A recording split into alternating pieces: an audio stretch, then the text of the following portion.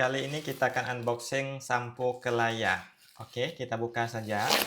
Ketika kita membeli yang asli, nanti ada tulisan kotak kardusnya Kelaya Head Treatment seperti ini ya, teman-teman. Jadi harap berhati-hati karena ada produk yang palsu ya. Oke, kita buka lagi. Untuk sampo Kelaya yang terbaru, itu tidak mempunyai kotak seperti ini, teman-teman. Langsung sampo seperti ini ya.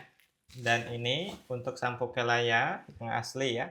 Nanti ada tulisan Kelaya timbul seperti ini.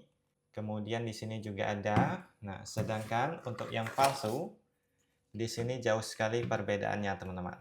Dari tulisan di sini berbeda ya. Jadi harap berhati-hati buat kalian membeli yang asli, silakan check out di Keranjang Kuning.